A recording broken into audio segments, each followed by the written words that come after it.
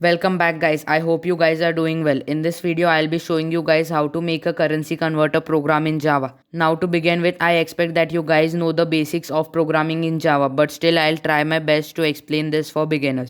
Guys, I have a kind request that you do not copy my program completely and try to write it on your own. If you get any errors, you can leave a comment and I'll try my best to help you out. That is it for the intro, so let's get into it. First, we have to write things which are common in Java programs, that are things like import java.util, public class, public static void main, and scanner in is equal to new scanner system.in. We write import java.util to import java.util package from the JCL, that is the Java class library. Then we write public class and the name of the class. Guys, in my case, I have written the name of the class as YouTube video currency converter. Guys, you can give any name to the class. Then we write public static void main string arjs, and then we write scanner in is equal to new scanner system.in. We write scanner in is equal to new scanner system.in to create an object of scanner class. We use scanner class to input in Java. So after this we declare an single integer. I have chosen to declare the integer x, but you can declare any variable.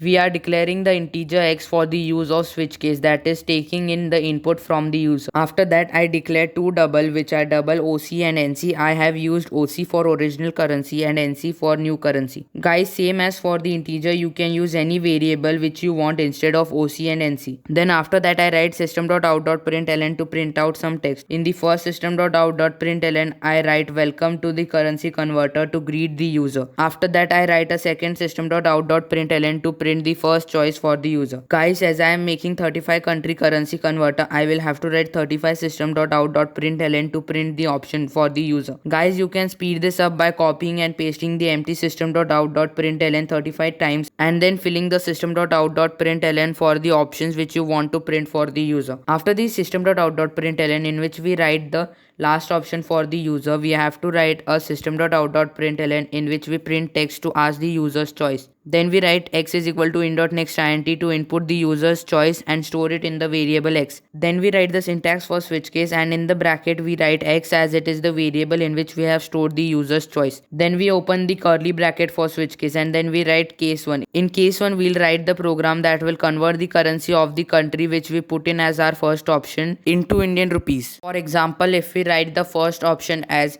USA, then we have to write the program that will convert the money from US dollars to Indian rupees. So we write a system.out.println to ask the user to enter the amount of money in the original currency. Guys, you can change the text from original currency to the specific currency of that country of the case. For example, in this case we have written the first choice as USA, so we can write enter the amount of money in US dollars.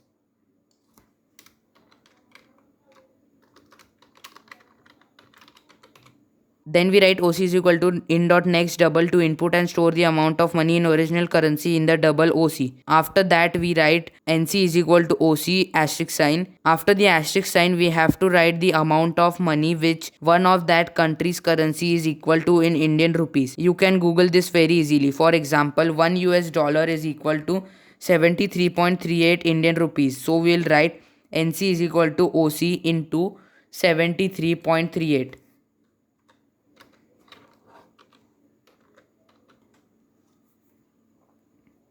We write this to convert the amount of money from the other country's currency to Indian rupees. After that we write a system.out.println to display how much the amount of money in the other country's currency is equal to in Indian rupees. After this we write break to end the case. Guys, I would recommend you to write a case in which you don't specify a country. I am talking about a case which acts as a template. You can copy and paste this case 35 times and then go and enter the details about the specific country for that case. This will save you a lot of time, but make sure that when you do this, you don't forget to write the specific details of the countries in their respective cases. And also do not write the details of a country in the wrong case. So after finishing, I would recommend you guys to go through the program and check it again. Now back to the program. After you have written the 35 cases, you have to write a default case. This is the syntax for the default case. We write the default case so that if the user enters an option which is not there, it will show this case. In the default case, we have to write a system.out.println that will print the text wrong choice. After that, we close all the curly bracket and compile and run the program. If the program compiles, there is no errors. You can test the program by running it. But if it does not compile, there might be errors, so you have to rectify the errors and try to compile it again. If you have any queries, you can leave a comment below. If you find this video helpful, I would recommend you to like and share this video, and do not forget to subscribe to this channel. Thank you guys for watching. I hope you guys have a great rest of your day, and I'll see you guys in the next one.